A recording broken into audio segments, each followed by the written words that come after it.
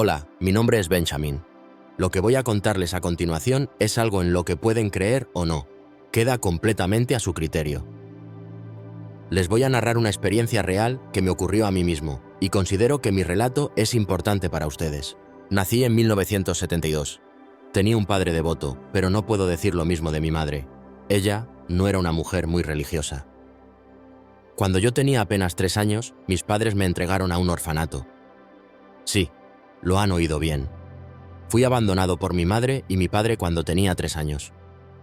Muchos de ustedes pueden sentir lástima por mí o intentar ponerse en mi lugar, pero por más que lo intenten, jamás podrán comprender realmente los sentimientos de un niño que fue abandonado a tan temprana edad. Cada día maldecía al cielo y al diablo, es decir, maldecía a todo lo que se me ocurría.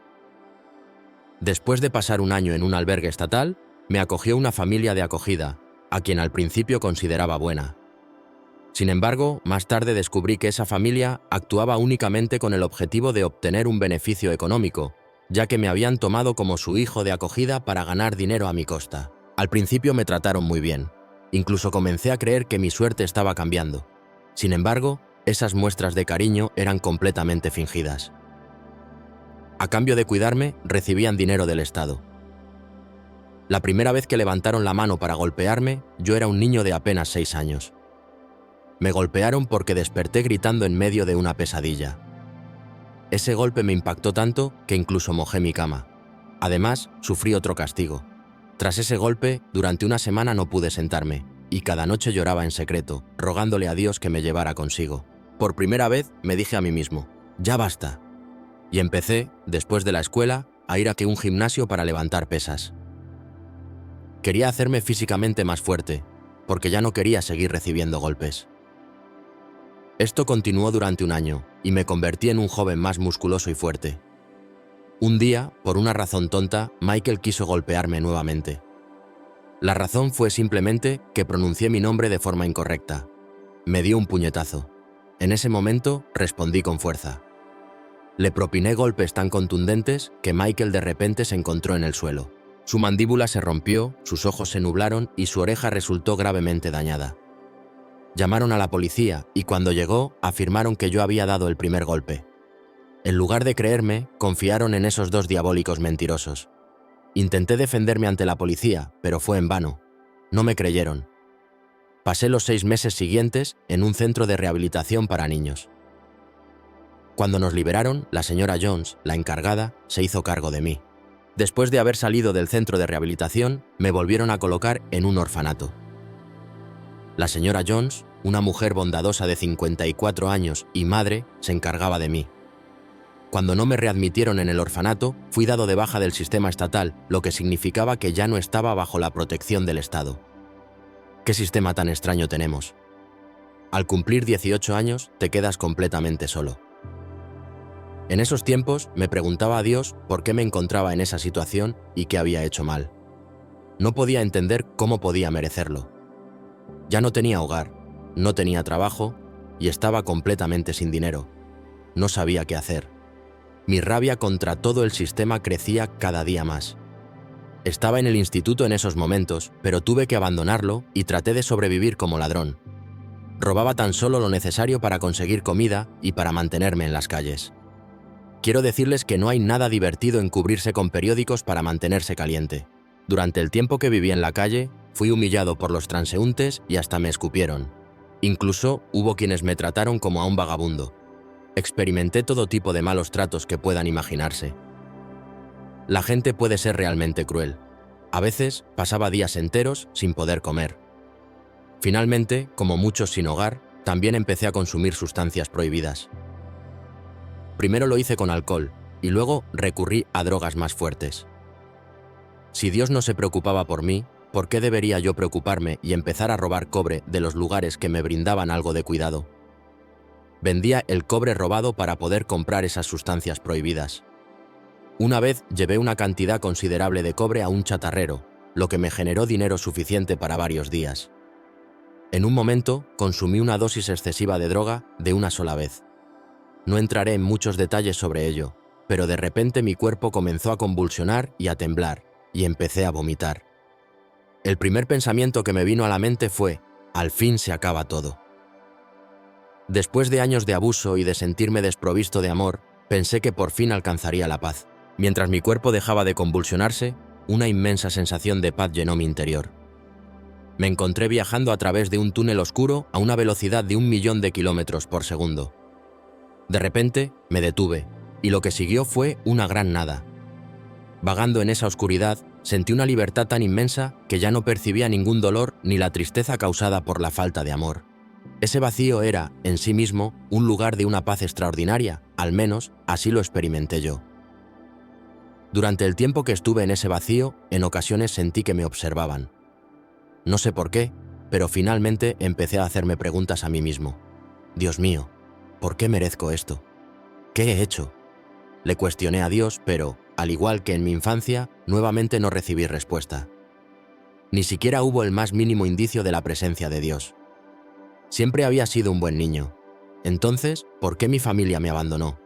¿Por qué tuve que vivir con esos dos horribles demonios llamados Michael y Jennifer? Le pregunté a Dios, ¿por qué no me amas? Mientras seguía formulando esas preguntas, volví a sentir que me observaban. Continué hablando en la oscuridad, desahogando todo lo que llevaba dentro. Entonces, murmuré para mí mismo. Olvídalo, Benjamin. ¿Por qué te esfuerzas tanto? En ese instante, empecé a oír una voz muy tenue que repetía constantemente la misma frase. Déjame entrar, déjame entrar, déjame entrar. No podía ver nada más en la oscuridad, así que respondí gritando. No puedo detenerte, así que adelante, entra. De repente, noté una luz que se dirigía hacia mí a gran velocidad. O bien, se acercaba a mí, o yo era atraído hacia ella. Poco a poco, la oscuridad comenzó a desvanecerse en etapas, cediéndole el lugar a una luz deslumbrante. La luz era tan intensa que tuve que entrecerrar los ojos para poder verla. Entonces, de repente, una inmensa sensación de amor llenó mi interior. Lo único que pude hacer fue contener la respiración. Lentamente, mis ojos se acostumbraron a la luz y empecé a distinguir las siluetas de dos seres de gran estatura. Puedo decir que medían al menos 3 metros, quizás incluso eran más altos. A medida que esos seres se acercaban, parecían reducir su tamaño en comparación con el mío. Ambos vestían túnicas y cinturones, tal como se podría ver en tiempos antiguos. El ser de la izquierda tenía el cabello y los ojos castaños, con un aspecto común, mientras que el ser de la derecha era de una fealdad espantosa. Luego, les pregunté con inquietud, ¿quiénes son ustedes y dónde estoy? No tengas miedo. Hombre, ya nos conoces por muchos nombres, respondió uno de ellos. El ser de la derecha añadió, no reconozco a ninguno de los dos. Empezó a enumerar sus nombres. Samuel, Diablo y Lucifer son algunos de mis nombres, dijo. Pude percibir en su voz el orgullo y el ego que desprendía ese ser de apariencia repulsiva. A continuación, el ser de la izquierda comenzó a dirigirse a mí. Hijo mío, en realidad, tú también me conoces, continuó. Me conoces como Yeshua, Jesús, el príncipe de la paz, y a veces como el Mesías. ¿Cómo es posible?, pregunté, ya que la idea de que el profeta Jesús y el diablo pudieran coexistir me parecía imposible. El primero en responder fue el profeta Jesús. Hijo mío, aunque mis funciones y las del diablo sean completamente distintas, en realidad ambos servimos a la obra de Dios. No logré comprender del todo esa respuesta, así que le pregunté, ¿qué quieres decir? Su respuesta fue breve y clara. Dios te creó a ti, a mí y a él, es decir, a todos nosotros. Entonces intervino el diablo y dijo, Dios me creó a mí primero. Yo era su hijo amado, y luego creó a ustedes, es decir, a los seres humanos. Les dio aquello que no otorgó a los primeros creados. No solo el libre albedrío, sino también una vida breve. Peor aún, al crearlos, nos relegó a un segundo plano. Sí, envidié todo lo que poseían. Por eso me rebelé y fui acusado de insurrección por Dios.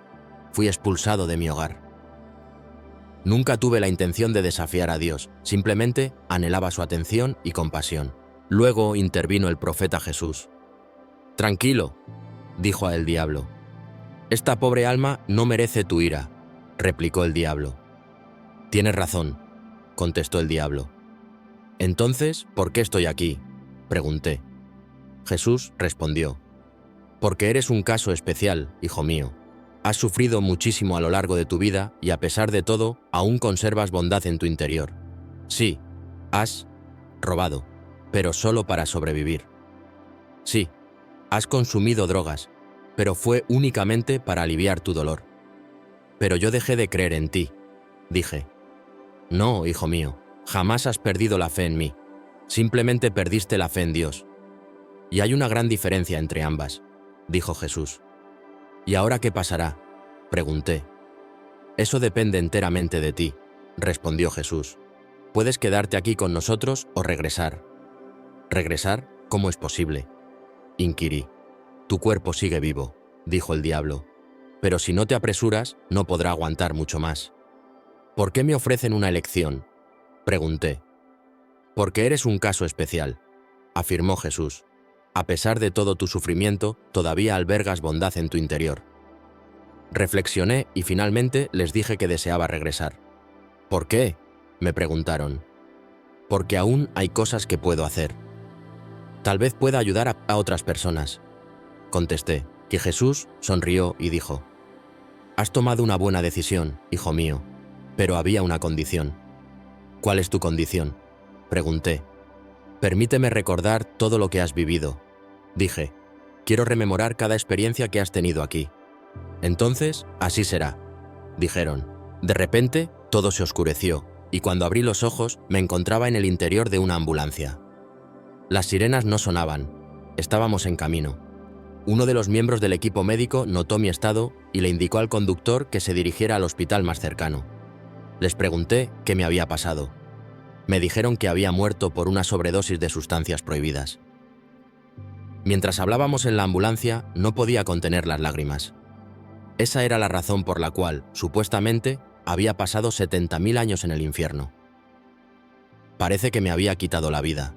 Al llegar al hospital, el equipo médico me recibió y, después de haber estado clínicamente muerto durante más de 15 minutos, realizaron varias pruebas para entender cómo había vuelto a la vida. Los doctores intentaron determinar por qué no había entrado en un estado vegetativo ni perdido mis funciones mentales. Fui arrestado por el delito de robo de cobre. Si no hubiera existido un juez compasivo que entendiera mi situación, probablemente habría cumplido varios años de prisión. En ese momento, mi mayor problema era no tener un hogar en el que vivir. No sé cómo ni por qué, pero la señora Jones decidió acogerme. Esta mujer, a quien conocí por primera vez cuando yo tenía apenas 3 años, no estaba obligada a ayudarme. Simplemente cumplía con su deber. Fue la primera persona a la que le relaté mi experiencia cercana a la muerte en el infierno. Me mostró lo que es el amor verdadero, me ayudó a volver al colegio y a postularme para becas universitarias. Con el paso de los años, la señora Jones estuvo a mi lado cuando obtuve mi título en Tecnologías de la Información. También estuvo presente en mi boda. Siempre estuvo conmigo, un verdadero ángel. Desafortunadamente, hace 6 años perdimos a la señora Jones. Cada vez que pienso en todo lo que hizo por mí, mi corazón aún duele. Hizo cosas por mí que no estaba obligada a hacer. Me tomó un tiempo entender por qué tenía que vivir todo esto. Incluso traté de comprender por qué mis padres me abandonaron a los 3 años. Además, las licencias de familia de acogida de Michael y Jennifer fueron canceladas. Antes de concluir, quisiera decirles lo siguiente. Sé que para muchos de ustedes lo que he contado aquí puede resultar contradictorio, como el hecho de que Jesús y el diablo aparezcan juntos. Quizás muchos de ustedes no logren entender que todos venimos del mismo Dios. Ya sea Jesús, el diablo o los seres humanos, todos procedemos de una única fuente y nuestro Creador es el mismo Dios. Por supuesto, el diablo no es tan aterrador como dicen algunas personas y trata de desviar a la gente. Nuestra existencia ciertamente irrita al diablo y él nos odia, pero por mucho que lo intente, jamás podrá interrumpir nuestra conexión con Dios. La mayoría se pregunta por qué Dios permite la existencia del diablo. Piensen, ¿serían capaces de destruir a sus propios hijos? Por mucho que se rebelen, no pueden destruir a algo que ha sido creado. No existe en este mundo ni una madre ni un padre que sean capaces de hacerlo. Sí, amigos, hemos llegado al final de nuestra experiencia cercana a la muerte de hoy. Hasta nuestro próximo encuentro, permanezcan en amor y luz.